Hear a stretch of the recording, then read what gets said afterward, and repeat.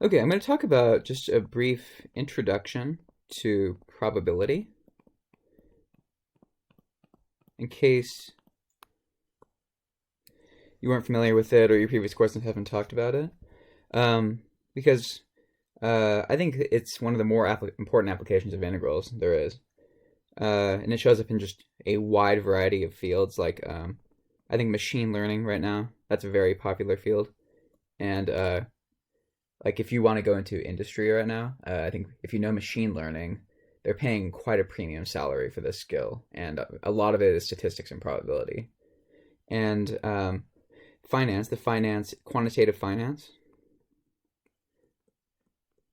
These are the people on Wall Street who design portfolio trading strategies. Like these are the stock traders basically, and what they do nowadays is they have computer models, and so the computers they automate trading stocks, and all of these models are based on probabilistic ideas. It's all about randomness and trying to control the randomness somehow. Quantum mechanics and statistical mechanics. So these are physics applications. And the probabilistic representations of particles and just groups of particles, these turn out to allow us to get a handle on the very small. That's the quantum, and the statistical is like large groups of things like water and air. If you treat these in sort of as just random processes, then you can actually extract a lot of information out of these complex systems. So this is just these are just applications for why are we thinking about probability in the first place. But we won't go into any of this. We just need to understand basically what it is and how do you compute probabilities. So I'm going to talk about just the most basic example possible, coin tosses. And we'll just do one coin toss. So one toss, and there are two outcomes, heads and tails, and there's a 50% chance of each of these things happening. So this is everybody will understand this. So now to bring the mathematics into here, we say that capital X is called a random variable. And this is the thing that is heads or tails. So it's going to be equal to heads or tails. And let's just represent heads or tails by x equals 0 and x equals 1. So x is random. So it depends on the measurement. Right? Because if you flip, you get either x equals 0 or x equals 1 depending on your flip, right? It's not going to be the same every time. That's why we call it a random variable. It lives in an outcome space. I'm saying it has several outcomes, x equals 0 and x equals 1. So we have no control over what x is, but we know how often x takes an outcome. And this how often question, that is equal to the probability. How often for an outcome, that is the probability of the outcome. So for example, how often heads, that's 1/2, and that is the probability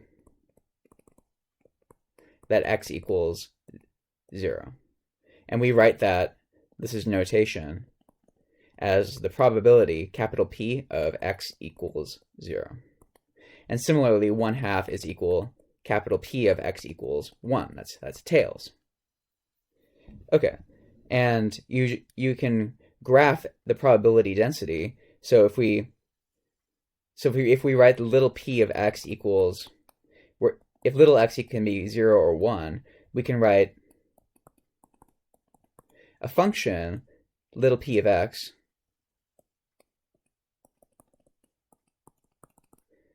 and it'll be defined on x equals 0 and x equals 1, and both of these values will take the value 1/2.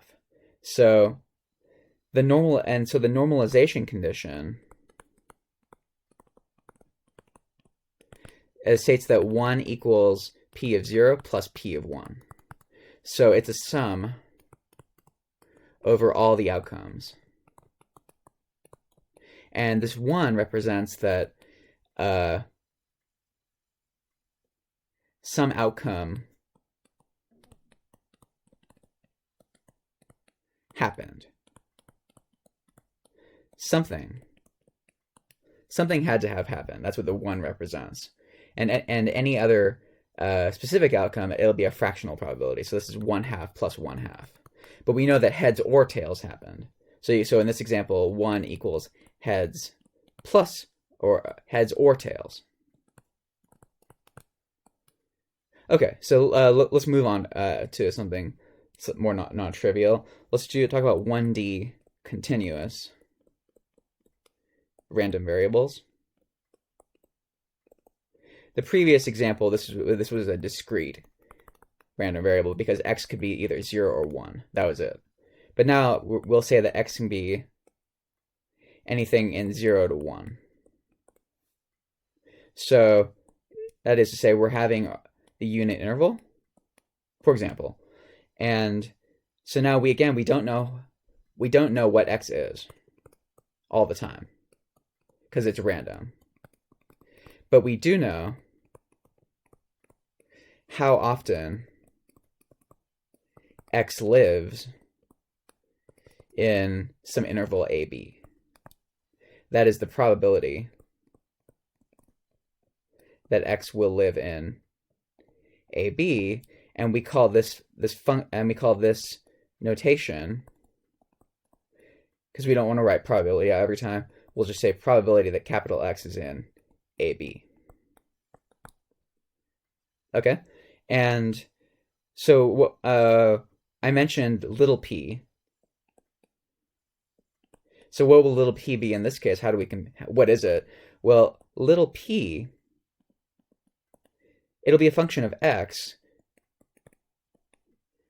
It'll be a function of little x, but if we look at the probability that x equals x, that's actually 0. Right? Because if there's infinitely many values,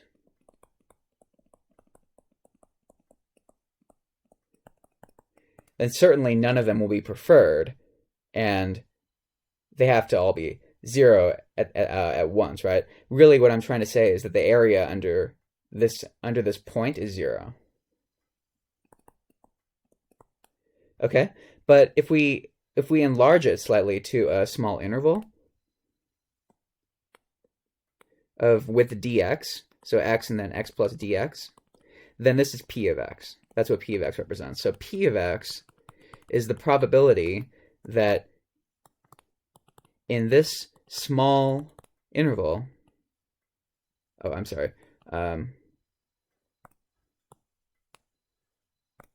in this small interval, we can find our random variable. And it's p of x times dx. Because as dx shrinks, surely our probability shrinks, right? So if we define that as little p, then to get an interval,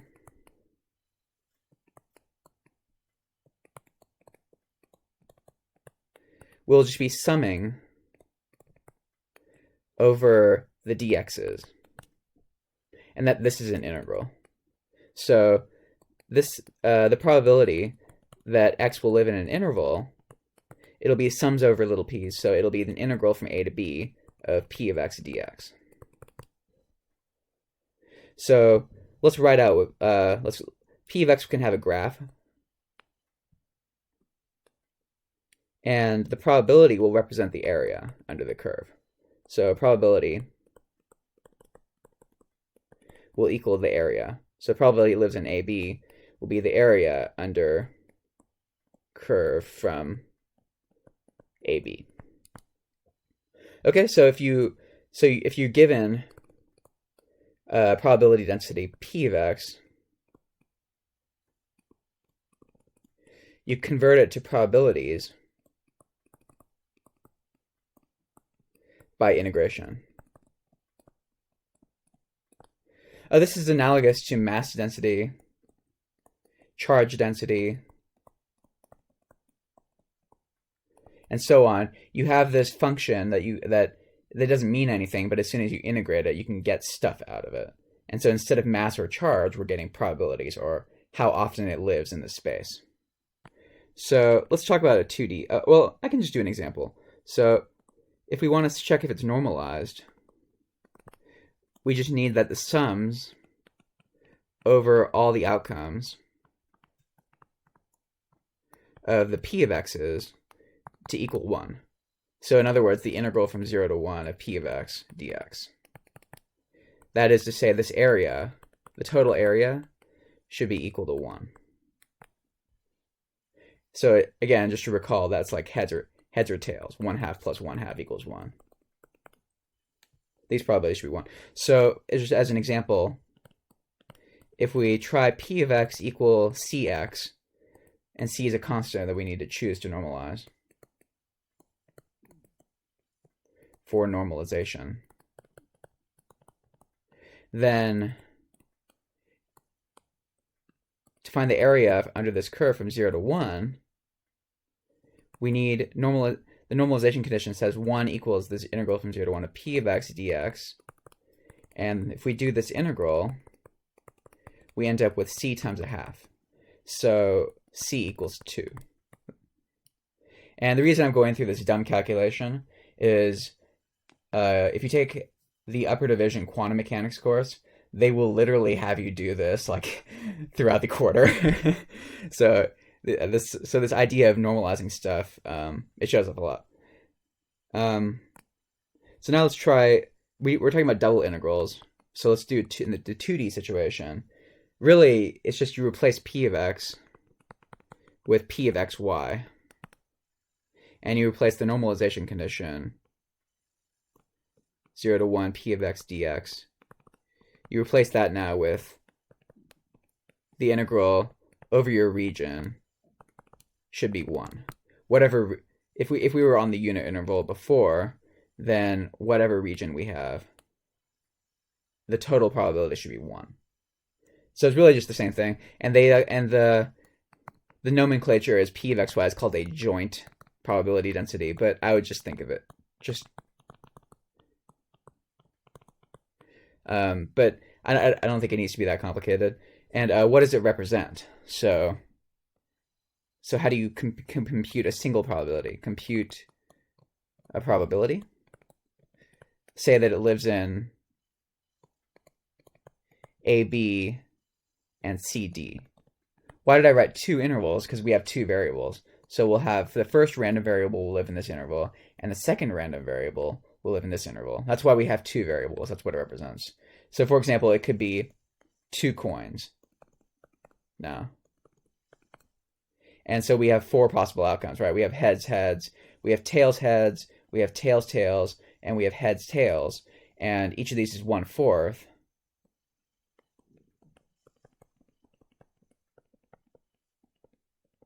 And this is encapsulated by a probability density of 2 variables.